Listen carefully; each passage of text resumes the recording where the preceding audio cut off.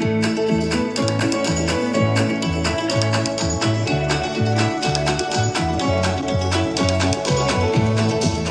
morning and happy Wednesday. Welcome back to another episode of the Angler Grind Podcast. I am your host, Haley Demers, and I'm really excited because I have some New Yorkers here today. This is not their first time in Nebraska, but their first time here in Lincoln, and they're actually with us here in the space today. I have Ron and Peggy Ramstad. They're the founders of Farmwell, a family-driven venture rooted in sustainable agriculture and intentional living. Their story begins with aronia berries, but it doesn't end there. But we're going to go back before aronia berries. First off, welcome. Thank you very much. Welcome to the Angler Grind Podcast. Here. Really excited to have you here today. They were speaking at the 101 class, so I got to step in and hear a little bit of their story, some of their lessons and advice, which we'll get to next week. But I want to hand the mic over to you all. And if Peggy, you want to kind of start first, where are you from? Share a little bit of your story. I am actually from upstate New York, which is now where the farm is. I grew up there and ended up going to school out in the Midwest and have an audiology degree. Got a job in Iowa as a school audiologist, and that's where I met Ron in Marshalltown, Iowa, a little old town in Iowa. Cool. And from there we moved to Des Moines, Iowa, and then he got into a business in upstate New York, so we went back there, for me, going back, and that's where we lived for a few years, and then he bought into a company down in Philadelphia, and we moved down there, and that's where we raised our two kids, and I then changed careers for about the fifth time and became a English as a second language teacher at a community college, and couldn't get a full-time job, so I went back to school and got my master's in English as second language to work in the public schools, and then worked in the public schools until we moved to Colorado, and I took a job in Colorado for a couple of years, and then got into the family farm business as the farm operations manager. Well, our listeners are no strangers to family businesses, so very cool, very cool. I didn't know that you had your master's in or not master's in English, but all these different schoolings and ventures that you've had. I also didn't know that you all weren't strangers to the Midwest. That's pretty cool. Yeah, so it's been an adventure, and I like to learn, and so I'm actually now taking a course at online through Cornell about regenerative soil management. So I'm diving into farming even further. You're a learner. Every entrepreneur has to be a learner. Cool. Okay, well, we'll switch over. Ron, if you want to share a little bit about where you're from and your story before starting Farmwell. Well, I'm from Iowa, and so that always brings the agricultural world, but I wasn't a farmer, and so I got my business degree and had several jobs, and there weren't a lot of opportunities in the state of Iowa back when I graduated from school, so I ended up taking a job in upstate New York after I met my wife, and basically worked in a turkey farm that basically was the first company to develop deli meats, and so I stayed there for a while, and then wasn't really great at working with people, working for a company, so I moved on to a company in Philadelphia that was a deli producing company. I turned that into an organic and natural deli producing company. Was there for 25 years. And then towards the end, it was getting very unique products, and so we were getting copied by every billion-dollar company, so we decided, what else can I do? Because I needed to sell the company at some point, and so I came back to Iowa, went to a conference on aronia berries, not knowing what they were, and I go, wow, this is fascinating. The weakness I saw was that they really didn't know what to do with them, so they basically were growing them, putting them in the freezer, and hoping someone would buy them in a cooperative, and it wasn't working too well. So I said, man, I wonder what could I do on that. So for some reason, I decided in 2017 and said, Peg, I want to start a farm. And she said, are you crazy? Yes, I said, I am. And so I said, I'd like to grow these aronia berries, but I think we can't sell them as berries. We need to do something with them, added value using our experience in marketing, because that's what we did in our previous company, is sold to retailers. And I said, well, this should be pretty easy. Well, I was wrong, but didn't know where to do a farm at, so we looked in Iowa, we looked in Colorado, and we looked in upstate New York because we had someone there that could do it. And we thought, well, they all had advantages. Iowa land was a little expensive and too far away. Colorado had no water, and New York was right by the major markets that we thought we would sell to, New York City and the East Coast. So in 2017, that started the planting of the aronia berry. Yeah, so the planting. And so I was still owned my company until 2019, so we were doing both of those. We did have a partner that was running the farm operation, and then later on he decided that he wanted to do something else and retire, and so that's when Peg volunteered. I'm not sure if volunteer was perfectly way to put it, but I didn't think it could be hard. How silly was I? So our farm was basically, it was just a patch of land. There was no even electric, no water run, no gas run, not even a road into it. So we had to develop all those processes just to get started. Wow. And so. Did you, in starting that, I mean, I have a lot of questions, but in starting that, did you apply for any grants at the time? Probably should have, but I didn't. That's okay. Being a very independent person and not really living in the state, we looked at a few things, but at the very beginning stages, nothing was really there, so it was just self-funded. Yeah. And so it's kind of like starting a vineyard, because it takes 3 to 4 to 5 years to grow, depending on that, and it had lots of ups and downs because it wasn't as simple as they said it was. And we decided from day one that we wanted to be organic, which put another issue in there, because you had a farm that had to set without pulling any crop off for 3 years minimum, and then had to use the right fertilizers that were organic approved, and no pesticides and things like that. Yeah. Share a little bit about the initial start. So you said you wanted to start a farm. Peggy wasn't excited about that. Well, it started. Said yes anyway. We had a partner, which is, I always tell Yeah. people in the entrepreneur world, that's good, but not all partners have the same theory of work ethic of getting it down. And so he was still working also, and my function was supposed to be finance and marketing, and not farming. And so when we got there, he didn't get enough people, so Peg was supposed to get the sandwiches, and she ended up running the planter. And so, Wow. so Peg planted 25,000 plants, sitting on a machine, of course, but and then I wasn't supposed to be hands-on, and I put in 3 miles of irrigation pipe. So it was quite invigorating, I guess you would probably say. And so, but it was exciting to see it start. Mm-hmm. But then it just takes years to watch it grow, and Yeah. and then on top of that, then you have to plan for harvesting at some point. So. Right.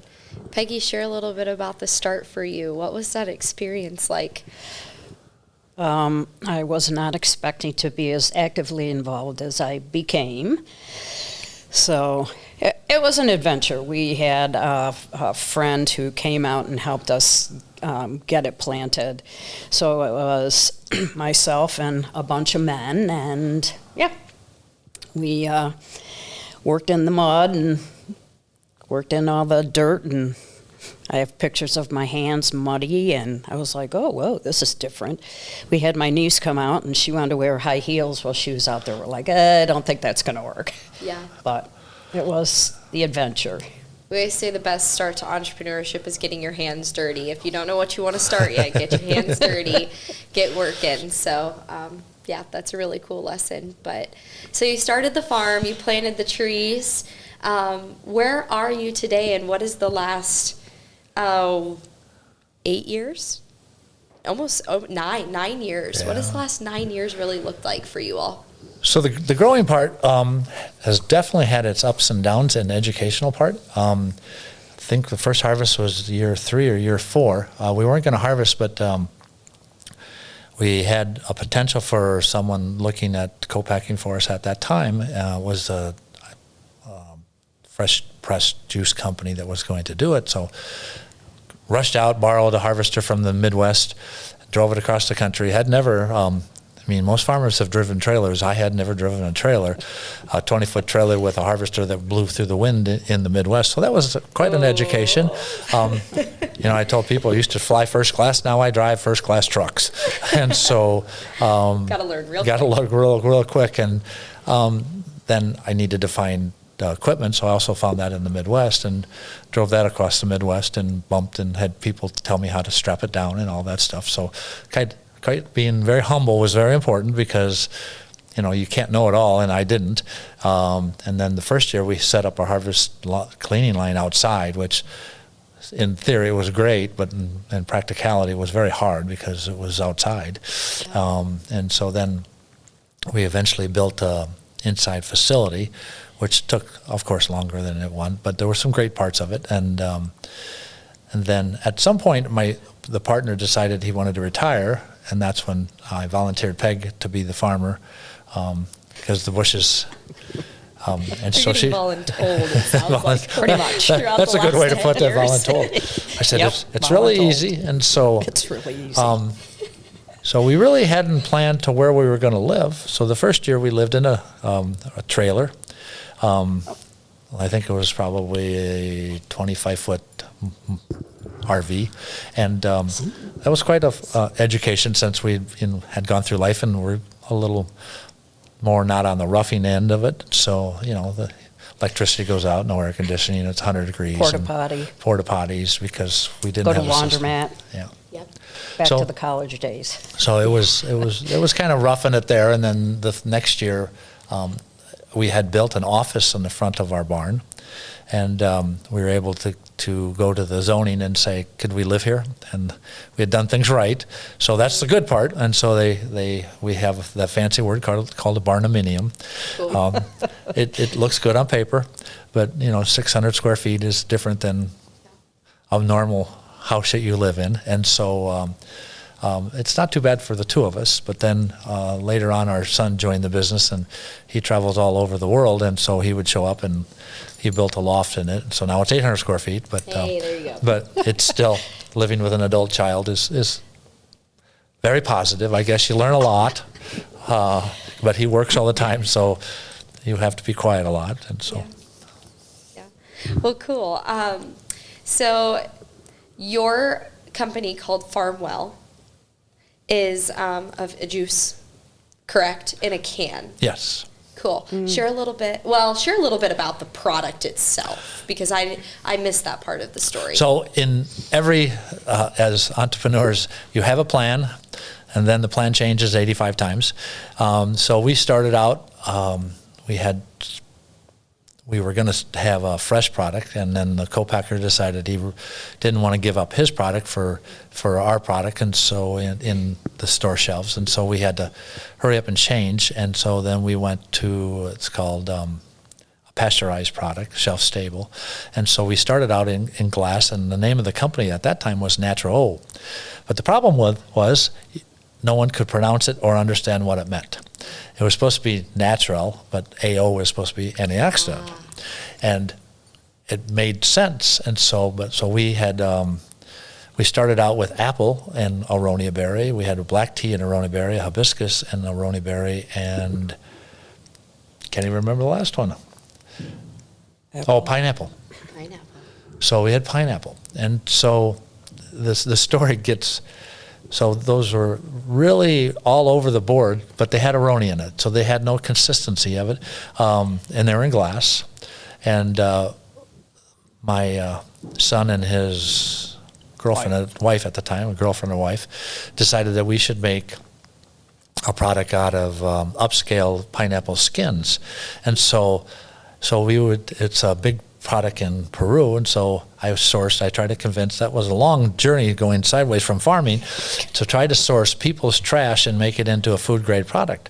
And so it took me a while, and I got rejected many times, and I did the legal documents to prove that they could do it in the food safety. And so we finally got the product out of pineapple skins made, and it had a great story, but it was hard to tell that story. Yeah. And so the first year we got distribution. The easiest for East Coast people is to go to the independent stores in Vermont and New Hampshire, because they're very open-minded to health food. And so we got into a whole bunch of stores, and that was me going store to store to store to store to store. And then to learn, I volunteered to demo products at the store on the weekends. And mostly it was to learn, and it was a very good learning, because we could sell out. We'd sell 60, 70 bottles at a time on a demo. But then it wouldn't sell at all because people didn't know what it was, and they couldn't pronounce it.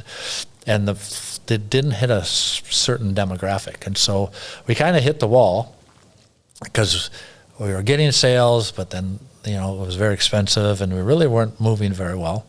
And so...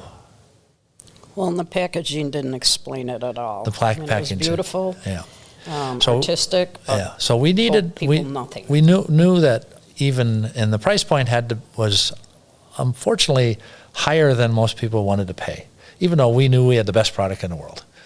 And then they wanted to call us a tea, or they wanted to call us a juice, and that was very confusing to people. And myself, I had never really drank hibiscus rosehip, and so I didn't know what it was, and so it was hard for me to explain it.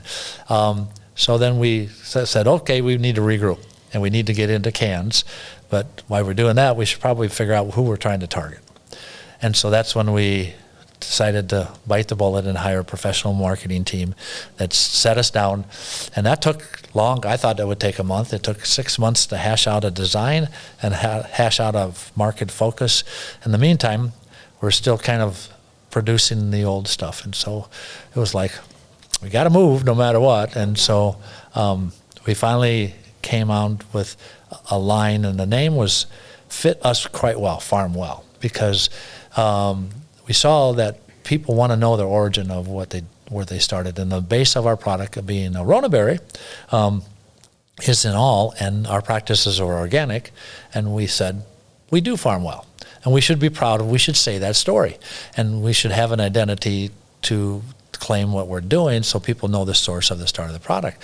And then worked on developing products that were no added sugars, low in calories, and hit a group of people. And we had a rule, because I would go watch people and ask them about why they drank this product, why they drank that, and they said certain product that was an acquired taste. And I said, well, we don't want that. We want someone to drink it, and they can drink the whole can at one time without having to put the lid back on and enjoy it. So my son came up with, what do we really want to be?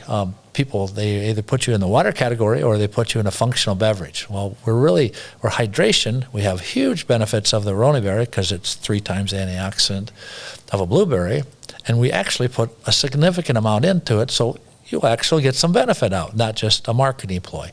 And so we came up with the new flavors. We got rid of the black tea because it confused people, kept the hibiscus because it's somewhat of a tea, but not a hardcore tea, and came up with pineapple, just a regular pineapple, because we couldn't find organic. That was the only other problem.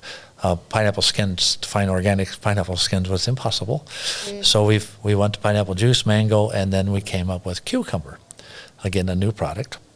And then once we got that, we had to find a production facility. And so the first time was a little challenging, because the formulation was to hit the profile of the taste that my son was looking for, and Peg. The two of them were allowed. They were the product developers. Yeah, who developed them in the kitchen? Someone has to. and so in the beverage category, most people use scientists, and we refuse to. Having been in the food business before, I always found that if you could figure it out and ask scientists things, it's better than if you had it led by a scientist, because they would mistakenly find the easier way out. So we wanted to keep it not as clean as possible. We wanted a clean product, just basic clean. So we refused, not it's bad or good, to use any natural flavorings, which is a very easy way to get flavor in your product, and it's very cheap too. And so we refused to go that direction, which put a little challenge into that category. So, yeah. Wow, what a story. And for the listeners who are out there, aronia berries, correct me if I'm wrong, are native to New York, correct? To North America. North America. Right. To North America. Okay. Yep. Mm-hmm. Okay. You chose a great place to start the farm. If that's the case. But what a cool story. And so your son Eric is also involved in the operation. How old is he, and kind of how did he find his footing in the business? Well, he's in his mid-30s, and so he's been doing marketing in the real estate world, top-end real estate in Colorado for many, many years, but understanding that. But he is very self-taught in everything. And so one of the advantages of our company is everyone has a specific skill set, because you can't do it all. And I thought I could do the marketing and sales. I can't do any of it. It's gone past the new generation of social media podcast, and how to brand and how to talk and communicate has vastly changed, which is good, because it's hitting a different target market. And so he brings that into it. And if we had to hire that skills out, it would be hundreds, if not millions of dollars, because of that skill. You'd have to bring in teams to do that constantly. And so we're very spoiled. We can get a label changed in 5 minutes. We can get a new brochure in 32 minutes sometimes. Sometimes takes longer. Get a slide presentation that you would have to pay for, and we don't pay for any of that because he does it. So his skill set of that, and so that's we didn't originally start with him. He just said, well, I kind of think I got an idea how to get there. So I would have to give him credit of taking us to the next level and Absolutely. coming up with the name Farmwell, and then marketing on that. And it's been, as we will discuss further, lots of great things have happened because of how you present yourself in the market, and it has to taste good too, or not good. It has to outperform every beverage in the country to even get a look. Right. Well, a very neat product. Where can our listeners and entrepreneurs out there buy your product? Well, we're the ironic thing is when we first started, we didn't do the platforms like Shopify. We're in Shopify now. If you're a retailer, you can buy in Fair if you're not in a distributor location. We've also worked very hard on developing the natural and organic distribution network, and it's very tiered level type of thing. And so we've opened up in California through a distributor out there, Washington State, a distributor out there, and Texas for distributor there. Then Thrive Market is a huge online platform. So the combination of the brick and mortar and the social platforms that you can buy from has been huge. We didn't think so. We have our own warehouse and people that will fulfill the orders. When we first started, we did it all, but since we're not there all the time, or it takes a lot of focus away from that. And so our target markets are mostly trying to hit the organic and natural people first, because then that builds the word of mouth of the more general grocery stores. In the Midwest, there are some places in Chicago, not Iowa or Nebraska yet. Not yet, but we'll get there. It would always be fun to have Hy-Vee, because I did grow up working at Hy-Vee, and so that would just be one of those pat on the backs, But that'll be down the road, because there is the health section. They do, and so the world has changed drastically, because it didn't used to be where the Midwest would be looking for, but with the social platforms and people looking for better things all around the country, we see greater potential in that because they have the sections for that. Yeah. Well, man, this has been really, really wonderful. I kind of want to hear from Peggy one last time. What has been your favorite part of starting Farmwell?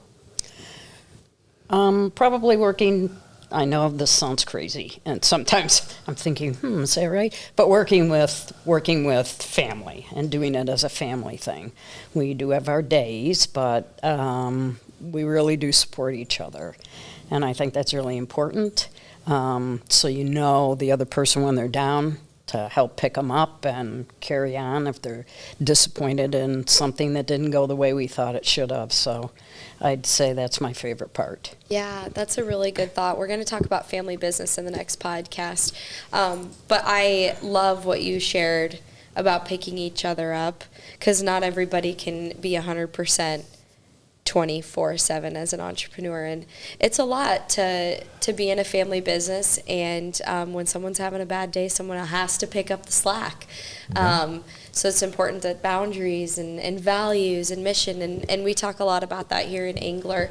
But it's been really, really wonderful to get to know you and your hearts and your love for the business and your experiences in starting the business as well.